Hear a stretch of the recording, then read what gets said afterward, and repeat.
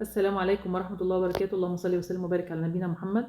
زي ما قلت لكم قبل كده في فيديوهات قبل كده للي متابعني، انا عملت خلطة الحمام دي. انا كنت الاول بشتري الشكاير الجاهزة بتاعة اكل الحمام. النهارده كلامنا كله عن اكل الحمام. جربت الشكاير الجاهزة وجربت الخلطة ان انا اعملها على ايدي، لقيت ان الخلطة بتفيد اكتر، بتغذي الحمام، بتقوي صحته، وكمان بتكتر من زغاليل والبيض، وبسم الله ما شاء الله الانتاج عندي زي الفل. حبيت افيدكم للمرة التانية واقول لكم على خلطه الحمام، واعيدها عليكم مره واثنين وثلاثه لحد اللي ما يجربهاش يجربها. طيب خلطه الحمام دي عباره عن ايه؟ عباره عن 2 كيلو علف بياض. طبعا انا خلطها عند الراجل اصلا، فعشان كده هي كلها مخلوطه. 2 كيلو علف بياض اهو، زي ما احنا شايفين كده، حجمه بيبقى كبير كده شويه. علف بياض ده عشان بيساعد على انتاج البيض.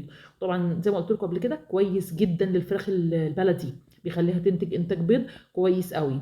فاللي عايز يجيب منه للفراخ البيضه، للفراخ قصدي البلدي، وللحمام، يعني اي حاجه بتبيض عندك، بط او فراخ او حمام. طيب انا جبت 2 كيلو من ده، وجبت 2 كيلو ذره عويجه. تقولي ذره عويجه اهو، 3 كيلو ذره عويجه. دي الحاجه اللي انا كترت منها، لان الحمام بيحب الذره العويجه قوي، هي اللي فيها نقطه سودا دي، الذره العويجه دي. تمام، يبقى 3 كيلو ذره عويجه و2 كيلو علف بياض. وجبت 2 كيلو دشيش. اللي عارف الدشيش هحاول اطلعها، اللي هي الذره مدشوشه. الدشيشه دي يعني الذره مدشوشه، الذره الصفراء المدشوشه دي اهو.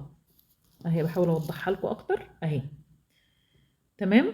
وجبت كمان سن فول، اللي هو فول مدشوش، اللي هو فيه نقط بني ده، اللي هو ده، اللي هو فيه نقط بني ده فول مدشوش. جبت 2 كيلو. جبت 2 كيلو من كل حاجه منهم، يبقى 2 كيلو علف بياض، 2 كيلو دشيشه، 2 كيلو فول مدشوش، 3 كيلو ذره عويجه. طيب هحط عليهم ايه كمان؟ هحط عليهم 2 كيلو غله اهو، بجيبها برضو عشان كنت جايباها قبل كده ومحضراها. 2 كيلو غله.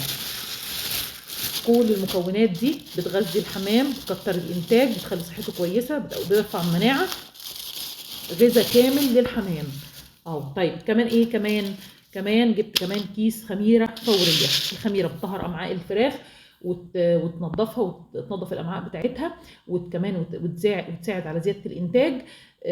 كويسه قوي في كل حاجه للحمام. ما بحبش احطها على الميه ولا بحب احطها على حاجه، بخلطها مع الاكل. ساعات اجيب كيسين وساعات اجيب كيس واحد على حسب.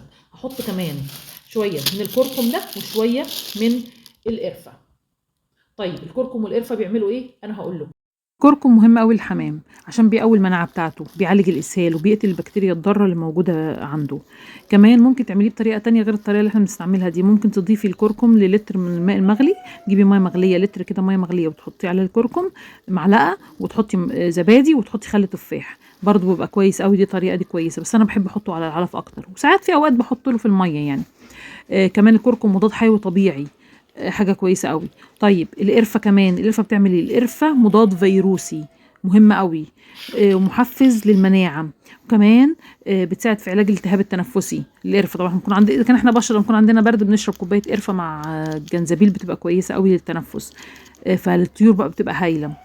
كمان بتحسن الهضم القرفه، وبتزود الوزن، ومنشط جنسي طبيعي للحمام. فانت تمام كده تجيبي معلقتين قرفه وتحطيهم على زي ما انا حطيت كده.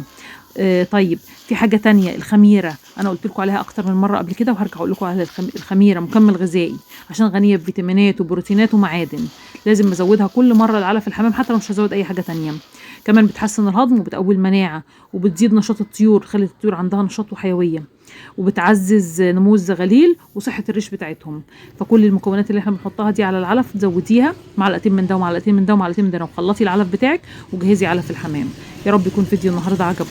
يا ريت لو فيديو النهارده عجبكم تدعموني بلايك وسبسكرايب للقناه وتعليق حلو كده منكم. جزاكم الله خيرا، وكل عام وانتم بخير. اعاده الله علينا وعليكم بالخير واليمن والبركات. والسلام عليكم ورحمه الله وبركاته.